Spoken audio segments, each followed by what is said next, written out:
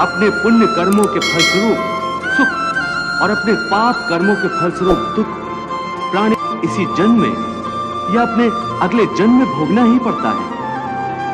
वो टल नहीं सकता। इसलिए अकर्मण्य हुए बिना निरंतर अपने धर्म के अनुसार कर्म करते जाओ और मन में यह पक्का विश्वास रखो कि जिस नियत के साथ तुम कर्म करोगे उसी नियत के अनुसार तुम्हें फल अवश्य मिलेगा।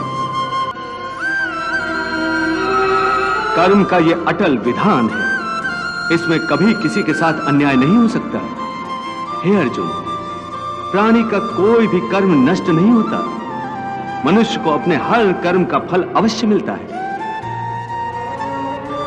इस तरह प्राणी के कर्मों के अनुसार उन कर्मों का फल हर मनुष्य के प्रारब्ध में लिख दिया जाता है। इसी कारण हर जन्म में मनुष्य अपने ही कर्मों के बंधनों में बंध जाता है। इसी कर्म के बंधन में बंध जाने के कारण मनुष्य आवागमन अर्थात जन्म जन्मांतर के चक्रव्यूह में फंसा रहता है और उसे मोक्ष प्राप्त नहीं हो पाता। कर्म के बंधन से आवागमन या जन्म जन्मांतर का क्या संबंध है? मनुष्य अपने एक जन्म में जो कर्म करता है उन कर्मों के फल के रूप में पाप और पुण्य दोनों ही होते हैं। कभी पाप अधिक होते हैं तो कभी पुण्य।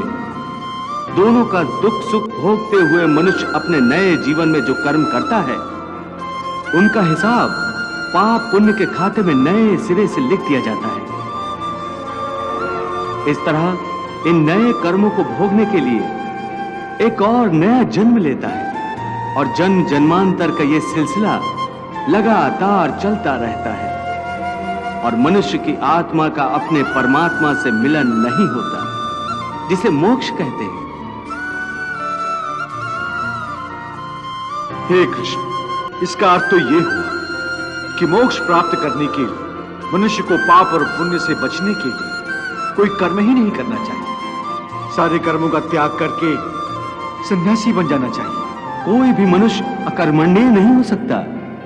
कर्म तो उसे हर स्थिति में करना पड़ता है। परंतु सन्यासी तो कर्म का त्याग तो करते ही है। हे पार्थ, सन्यासी भी कर्मों का त्याग नहीं करते, न ही कर सकते हैं। मैंने पहले ही कहा था कि सन्यासी भी कर्म करते हैं। खाना पीना, उठना बैठना, तपस्या करना, साधना करना, ये सब भी तो कर्म ही है।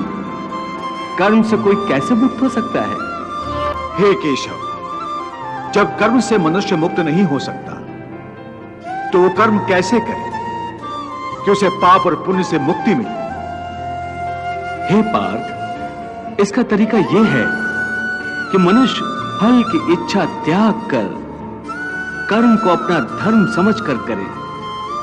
फल उसे अवश्य मिलेगा, परंतु इस फल का वो विधान की इच्छा समझकर स्वीकार करे। ज्ञानी पुरुष इसी योग को अपनाकर कर्म योगी बन जाते हैं। कितना महान सत्य प्रभु ने सहज ही कह दिया। वो कैसे भगवान? देवी, समस्त भय, चिंता, कलेश के मूल में आसक्ति होती है। कर्मयोग फल की आसक्ति का त्याग करने को कहता है, अर्थात निष्काम होकर कर्म करने को कहता है। इससे मनुष्य को क्या लाभ होता है भगवान? लाभ यही है देवी कि कर्मयोग चित्त को शुद्ध और भयमुक्त कर देता है। देवी, भयमुक्त होकर ही मनुष्य जीवन को आनंद में बिता सकता है। अर्जुन को प्रभु यही रहस्य समझा रहे हैं।